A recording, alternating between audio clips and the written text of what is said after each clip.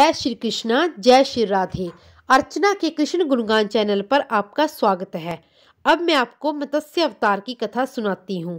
इस प्रकार देवताओं को आश्वस्त करके भगवान विष्णु मत्स्य अवतार धारण करके विंध्य पर्वत की श्रृंखलाओं में वास करने वाले कश्यप मुनि की अंजलि में जा गिरे। कश्यप मुनि उस समय सूर्य को अर्घ दे रहे थे। मुनि ने अंजलि में मत्स्य को देखा तो उस पर दया आ गई। उन्होंने उसे अपने करमंडलू में डाल लिया, लेकिन मत्स्य का आकार बढ़ने लगा तो वो करमंडलू छोटा पड़ गया।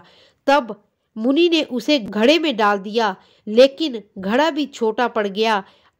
तब उन्होंने घड़े से निकालकर उसे कुएं में डाल दिया, मगर मत्स्य का आकार कुएं से भी ज्यादा बढ़ गया। उन्होंने कुएं से निकालकर उसे सरोवर में डाल दिया।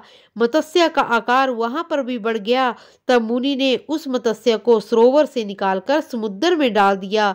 समुद्र में मत्स्य रूप भगवान विष्णु जल में छिपे शंख को मारकर उसका सब हाथों में लेकर जल से बाहर निकल गए। यह देखकर देवता प्रसन्न हो गए और उनकी स्तुति करने लगे।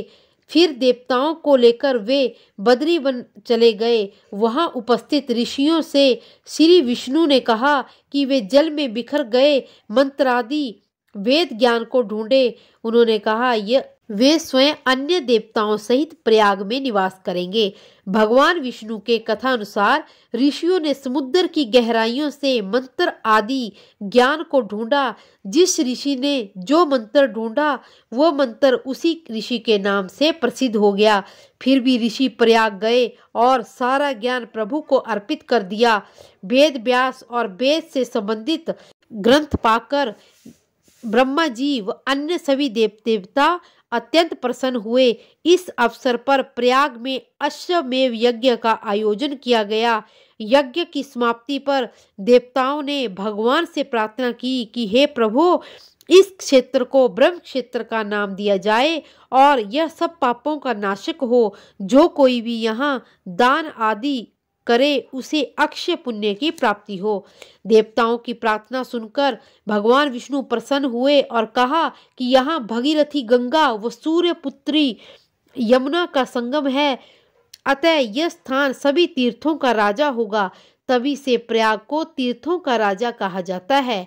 श्री विष्णु ने आगे कहा कि माघ मास में तीर्थराज प्रयाग में स्नान, पूजन, दान, पुण्य करने वाले को भी मुक्ति मिलेगी। हे देवताओं, यद्यपि मैं सभी स्थानों पर हूँ, लेकिन बद्रिकाश्रम मुझे अत्यंत प्रिय है। इस धाम में एक दिन का किया गया तप दूसरे स्थानों पर 10 वर्षों तक किए गए तप के बराबर है। नारद जी ने राजा पृथु से कहा कि हे राजन, जो श्रद्धालु इस कथा को श्रद्धा भाव से सुनता है वो तीर्थराज प्रयाग में स्नान व बद्रीनाथ धाम के दर्शन के फल को प्राप्त करता है। जय श्री कृष्णा, जय श्री राधे।